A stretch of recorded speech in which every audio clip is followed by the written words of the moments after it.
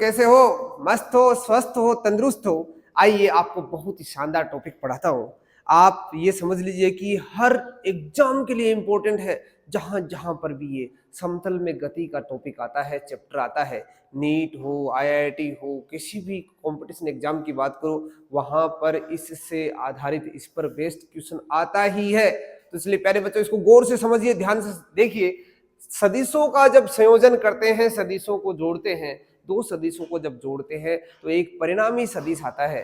अब उस परिणामी सदिश का मान कितना है? सपोज जैसे मैंने आपको कहा कि इस चौक होल्डर को मैं इस कोने से इस तरफ फोर्स लगाता हूं और इसी कोने पर मैं एक इस डायरेक्शन में फोर्स लगाता हूं।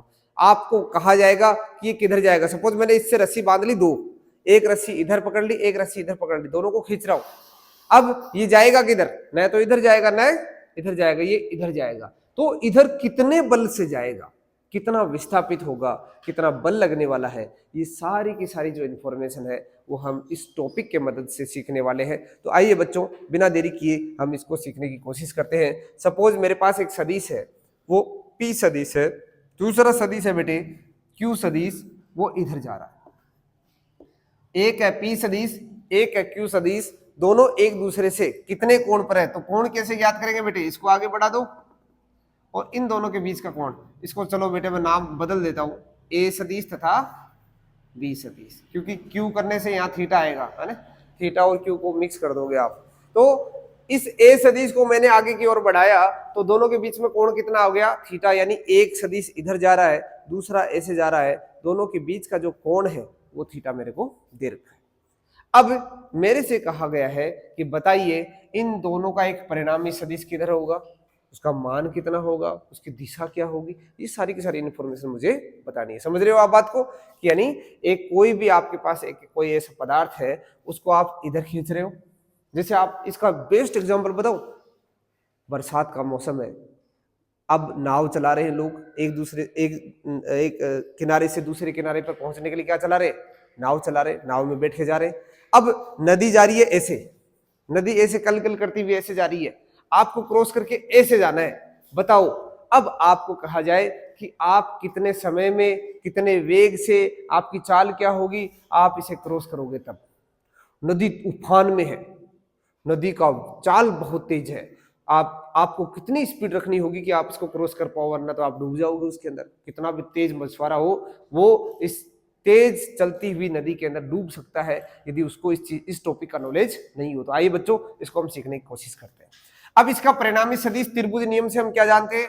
तीसरा सदिश इधर जाने वाला है तो उसे बोल दिया मैंने परिणामी सदिश, इसको मैंने बोल दिया C सदिश। ये क्या है? परिणामी सदिश। अब इस C सदिश का मान कितना है? तो मान पता करने के लिए बेटे क्या करेंगे, हम यहां पर एक जुगाड़ करेंगे। जुगाड़ क्या करेंगे? देखो, वैसे तो C सदिश क्या होना चाहिए? A सदिश प्लस B सदिश। ये तो सदिश है, पर C का मान कितना है ऐसे बोला जाए तो हम वहां से नहीं निकाल सकते। उसके लिए हमें एक तरीका अपनाना पड़ेगा, गणितीय तरीका है। कैसे निकालेंगे? सबसे पहले इस बिंदु से यहां पर एक लंब डाल दीजिए, यहां लंब खींच दिया। पाइथागोरस कितना काम में आता है आप समझ सकते हो, बहुत काम में आता है। 90 डिग्री का कोण बना लिया, लंब बनेगा तो 90 डिग्री का कोण है ऑब्वियसली। अब इस भुजा का नाम दे दो मैं, जैसे मैंने इसका नाम दे दिया O, ठीक है, इसका नाम दे दिया P, M, R, ऐसे नाम दे दिया मैंने, ठीक है। अब बेटे देखिए, आपके सामने ये B सदिश, ये A सदिश, इसका परिणामी सदिश C सदिश। इसका मान निकालने के लिए मेरे पास एक त्रिभुज है, ये बड़ा है ना। क्या आप C भुजा का मान निकाल सकते हो? C भुजा का मान निकालने के लिए मुझे किसका मान पता होना चाहिए? इस पूरी भुजा का मान मालूम होना चाहिए और इस भुजा का मान मालूम होना चाहिए। क्यों? देखो, इस कोण को आप अल्फा बोल दीजिए, सदिश। इसको आप एक बार लिखोगे तो अच्छे से और भी क्लियर हो जाएगा, गणितीय मैं विवेचन करने वाला हूं यहां पर। सदिश A व B का परिणामी सदिश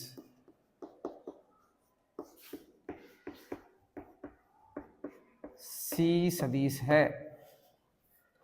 इसका परिमाण निकालने के लिए परिमाण मान निकालने के लिए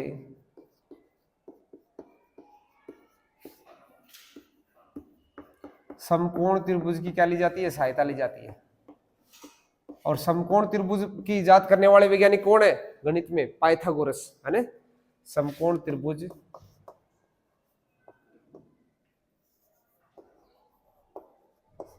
की सहायता ली जाती है। समकोण त्रिभुज बनाया जाता है, समकोण त्रिभुज कौन सा समकोण त्रिभुज की सहायता ली जाती है, ओ त्रिभुज ओ एम आर, ठीक है। समकोण त्रिभुज कौन सा है, ओ एम आर। अब ओ एम आर से मुझे सी का मान पता करेंगे तो कैसे करेंगे बेटे, देखो सी सदिश बराबर, सी सदिश बराबर सी सदिश का कर्ण का स्क्वायर बराबर आधार का स्क्वायर। कर्ण स्क्वायर बराबर क्या होता है, आधार स्क्वायर प्लस लंब स्क्वायर, आधार स्क्वायर प्लस लंब स्क्वायर। और बताओ इस अल्फा के सामने आधार कौन सा है, हमेशा कोण के सामने वाला क्या होता है समकोण त्रिभुज में, लंब होता है। तो बाकी भुजा कौन सी, आधार। तो आधार क्या है यहाँ पर, ओ एम, ओ एम का स्क्वायर, यहाँ ओ से चले एम तक, ये पूरा क्या हो गया आधार, लंब क्या हो गया एम आर। बताओ इसमें कोई किसी को डाउट है क्या, क्लियर है। इस ओ एम के अंदर मुझे ओपी तो मालूम है, परंतु क्या पी एम मालूम है क्या, नहीं मालूम है। ये भुजा बी है, ठीक है। तो इसके कारण ये वाली भुजा क्या हो जाएगी बेटे, बी कोस थीटा। आपको मैंने जब घटक बनाया था बताया था कि थीटा से जुड़ी हुई भुजा हमेशा कैसी होती है, कोस थीटा। ये भी यहां भी समकोण त्रिभुज लगता है। कोस थीटा बराबर क्या होता है, आधार बटे कर्ण। तो ये आधार है, आधार बटे कर्ण क्या हो जाएगा, कोस थीटा। तो यहां से बेटे क्या हो जाएगा, बी कोस थीटा। ये वाली भुजा क्या हो जाएगी, आरम बी साइन थीटा, क्योंकि थीटा के सामने ये लंब है, तो लंब बटा कर्ण क्या हो गया, साइन थीटा। तो ये वाली भुजा क्या होगी, बी साइन थीटा, ये वाली भुजा बी कोस थीटा। तो आप बेटे बता सकते हो ना, त्रिभुज पी एम आर से, पी एम आर से पी एम बटा पी आर आधार बटा कर्ण किसके बराबर हो जाएगा बेटे, आधार बटा कर्ण कोस थीटा के। तो पीएम क्या होगा, पीएम बराबर पी आर, और पी आर की वैल्यू कितनी है बेटे, बी, बी कोस थीटा। इसको बोल दो समीकरण 2। इसी प्रकार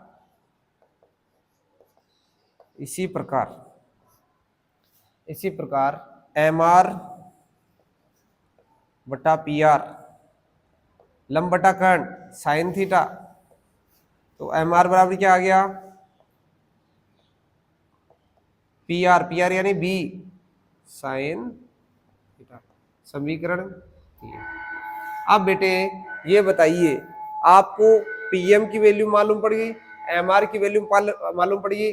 अब हम यहाँ ये वाला काम कर सकते हैं ना, सी का स्क्वायर समीकरण 2 और 3 को, समीकरण 2 व 3 को समीकरण 1 में रखने पर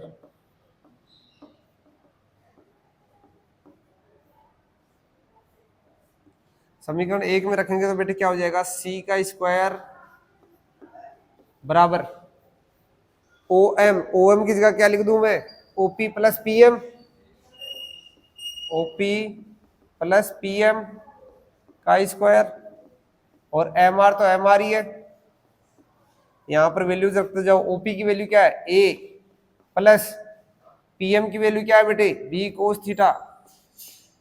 दोनों का क्या कर दो, स्क्वायर कर दो। एम आर की वैल्यू क्या है, बी साइन थीटा, समीकरण 3 से इसका भी क्या कर दो, स्क्वायर कर दो। करो स्क्वायर, ए प्लस बी का स्क्वायर क्या होता है, a square plus b square plus 2ab। तो ये हो जाएगा a square plus b square cos square theta plus 2ab cos theta plus b square sine square theta. बेटे ये बी स्क्वायर दोनों में से कॉमन आ सकता है क्या, तो ये क्या हो जाएगा, a square plus b square cos square theta plus sine square theta. अरे मेरे वैज्ञानिकों, sine square theta plus cos square theta का मान कितना होता है? एक सर्वसमीका होती है ना, और ये 2ab कोस थीटा ऐसे कैसे बच गया? बताओ बेटे, आ गया ना मान? ये सी स्क्वायर का मान आया है, सी स्क्वायर एक परिणामी सदिश है, उसका स्क्वायर आया है, a square plus b square, ये पूरा का पूरा मान कितना हो गया बेटे? एक हो गया। ठीक है, तो ये क्या बन गया? 2ab cos theta. मेरे को चाहिए था c न कि सी स्क्वायर, तो क्या करूं बेटे? दोनों तरफ वर्गमूल, तो इधर क्या ले लिया मैंने? वर्गमूल a square plus b square plus 2ab cos theta. Very very important formula है, इतनी जगह काम में आने वाला है, जितना स्टार लगाओ उतना ही कम। यानी आप सदिश F1 F2 ले लो, सदिश कोई सा भी हो सकता है, ए बी का मतलब एक जनरलाइज है। यहाँ पर दो बल भी हो सकते हैं, दो वेग भी हो सकते हैं, दो विस्थापन भी हो सकते हैं, कुछ भी हो सकता है, सदिश होना चाहिए। सीधी सी बात ये, दो सदिशों को जब जोड़ेंगे तो जो उनसे परिणामी सदिश आने वाला है उसका मान हम इस सूत्र की मदद से ज्ञात कर सकते हैं। मुझे क्या क्या चाहिए? पहले सदिश का मान, दूसरे सदिश का मान, साथ ही दोनों के बीच में बनने वाला कोण, उसका क्या ले लेंगे? Cos theta. कोस थीटा वाला मान याद कर लेंगे, उसको इससे गुणा कर देंगे, हमारे पास रिजल्ट आ जाएगा। इस पर आधारित आपको मैं न्यूमेरिकल कराने वाला हूं, इसकी दिशा भी हम इसके साथ पता करेंगे। पहले इसका स्क्रीनशॉट ले लीजिए।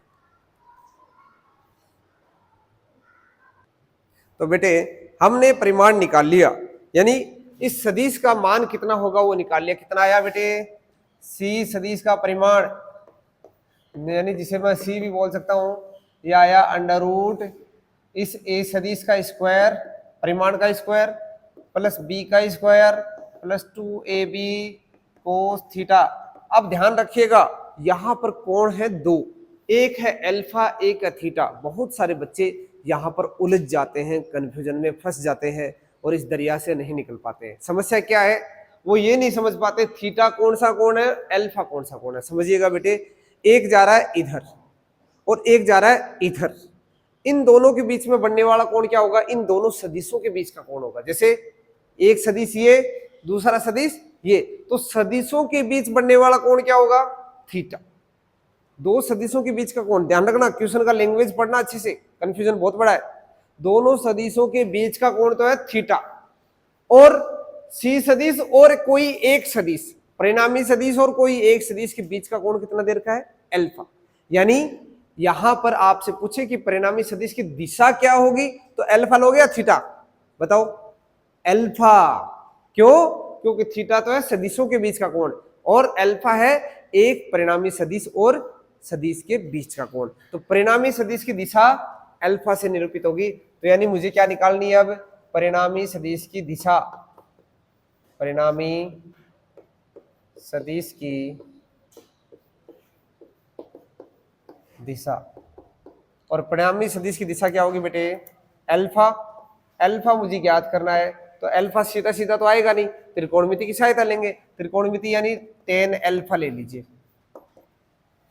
टेन अल्फा, टेन थीटा का सूत्र क्या होता है? लाल बटे कक्का से लंब बटा आधार। लंब क्या बताओ? थीटा के सामने लंब बी साइन थीटा। ये पूरा कोण है समकोण त्रिभुज, ध्यान रखिएगा, ये त्रिभुज नहीं है, समकोण त्रिभुज में याद करते हैं हम लाल बटे कक्का। तो अब अल्फा के सामने लंब यानी बी साइन थीटा, बताओ नीचे क्या आ जाएगा? आधार। आधार ये पूरा आ जाएगा, पूरा कितना है? ए प्लस बी, ये तो ए और ये बी कोस थीटा, ए प्लस बी कोस थीटा, इस तरह से आ सकता है। तो अब हमें अल्फा चाहिए, तो इस टेन को उधर ले जाओ, तो क्या बन जाएगा बेटे? Alpha is equal to tan inverse b sine theta बटे a plus b cos theta. ये बन गया मेरा दिशा। इस तरह से मैं परिणामी सदिश की दिशा निकाल सकता हूं। परिणामी सदिश की दिशा यहाँ किससे आई है? ए सदिश से या बी सदिश से? ये ए सदिश से कितने डिग्री कोण पर है, ध्यान रखना है ना, ए सदिश से। तो आप इसको याद करने का जुगाड़ कैसे रखोगे? इस फॉर्मूले को आपको याद करना पड़ेगा, सीधी सी बात ये है। तो याद करने का जुगाड़ क्या है? जिस सदिश से आप कोण याद करना चाह रहे हो ना, वो ऊपर नहीं आएगा, दो सदिशों में से एक सदिश से ज्ञात करेंगे, तो जिस सदिश से ज्ञात करेंगे वो ऊपर नहीं आएगा। जैसे यहाँ a से निकाल रहे हैं तो b से आएगा, b sin theta but a plus b cos theta, इस दूसरे का ही cos थीटा आएगा, है ना, समझ गए ना। आप इसको याद कर लेना अच्छे तरीके से। इस पर आधारित आपको एक मैं न्यूमेरिकल करा देता हूँ, उसको करने के बाद आपको ये टॉपिक बहुत अच्छे से क्लियर हो जाएगा। बहुत इंपॉर्टेंट टॉपिक है बच्चों, बहुत इंपॉर्टेंट। बेटे इसी पर आधारित एक उदाहरण करते हैं, बहुत ही आसान सा। मैं ये मान के चल रहा हूं, सपोज एक नदी ऐसे चल रही है और उसका जो वेग है वो है, बहुत ही आसान सा ले लेते हैं, 5 किलोमीटर प्रति घंटा, या 50 ले ले, 50 किलोमीटर प्रति घंटा ले ले। आपको इधर से पार करना है और आप इधर से आप अपनी स्पीड रखते हो। ये रिवर है तो मैं आर लिख देता हूँ, ये पर्सन है तो पी लिख देता हूँ, और ये स्पीड जो है ये हो सकता है 40 किलोमीटर प्रति, ठीक है। यानी उदाहरण क्या होगा, एक नदी पूर्व से पश्चिम दिशा की ओर बहती है जिसकी चाल 50 किलोमीटर प्रति घंटा है। क्या लिखोगे, एक नदी पूर्व से, लिख लेना यहाँ, एक नदी पूर्व से, पश्चिम से पूर्व, पश्चिम से पूर्व की ओर 50 किलोमीटर प्रति घंटा से बह रही है।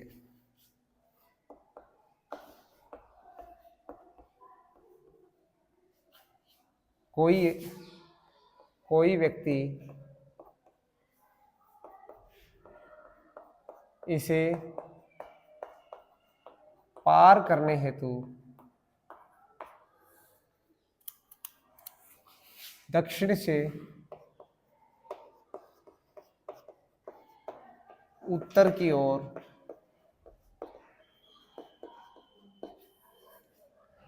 नाव को 40 किलोमीटर प्रति घंटा से चलाता है।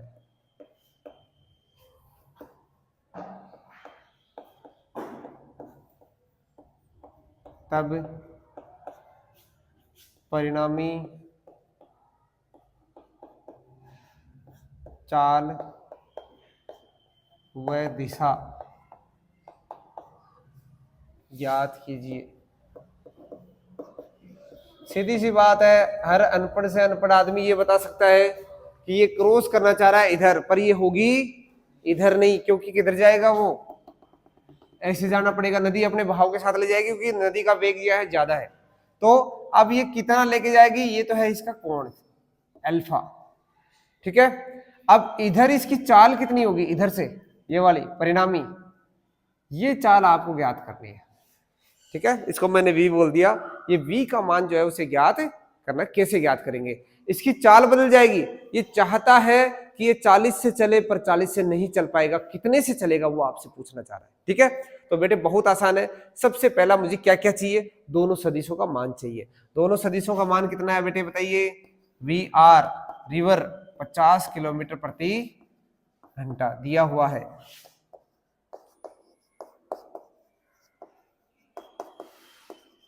बताओ उस व्यक्ति का, उस पर्सन का जो बोट से चलता है, वीबी लिख दो, चलो इसको वीबी, बोट से चल रहा है, इस बोट की जो स्पीड है वो कितनी है, 40 किलोमीटर पर आवर। अब बेटे दोनों के बीच कोण कितना है, कोण बताओ, जिसे हमने थीटा बोला था वो बताओ, वो आपसे मैं पूछना चाह रहा हूं, कितना होगा दोनों सदिशों के बीच का कोण। ये इधर जा रही है और ये इधर जा रही है, दोनों के बीच का कोण 90 डिग्री।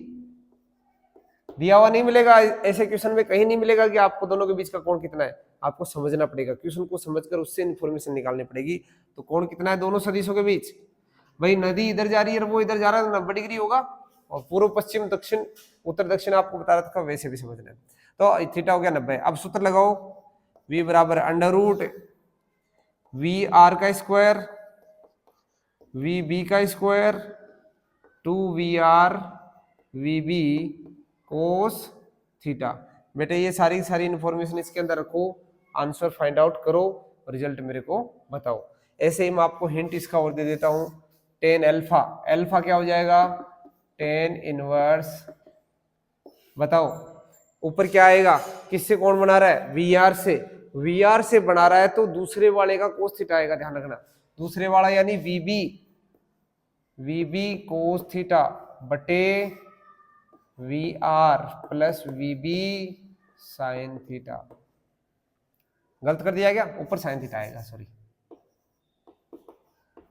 और नीचे कोस थीटा, यही है ना जो अभी किया था हमने, ठीक है। इस तरह से अब यहां पर आप वैल्यूज पुट कर दो तो क्या बन जाएगा, टेन इनवर्स वीबी की वैल्यू कितनी है, बोट की 40 साइन 90 बट्टा वी आर कितना है 50 प्लस 40 साइन कोस 90,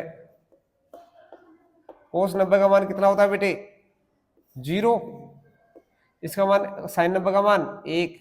तो इस तरह से आप क्या निकाल सकते हो, टेन इनवर्स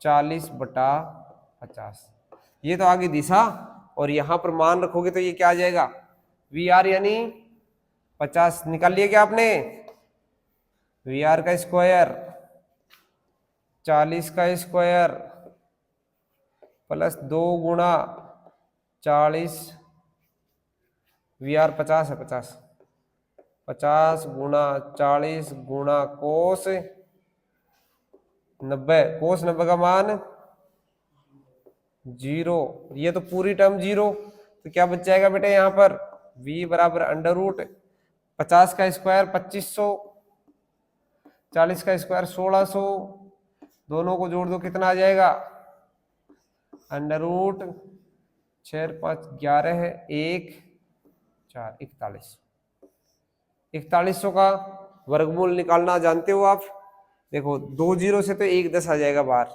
और अंडर रूट 41, अंडर रूट 41 किसके बराबर है बताओ, किलोमीटर पर आवर,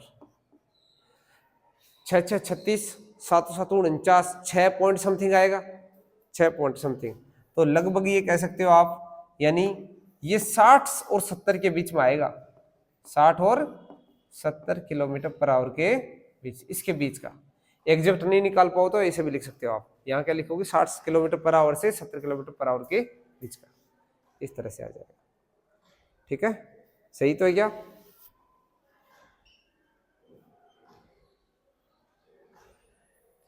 $2500 प्लस 1600, 25 और 16 कितने हो गए 41, 4100 और 41 6 6 36, ठीक है, क्लियर है, इस तरह से हम निकाल सकते हैं।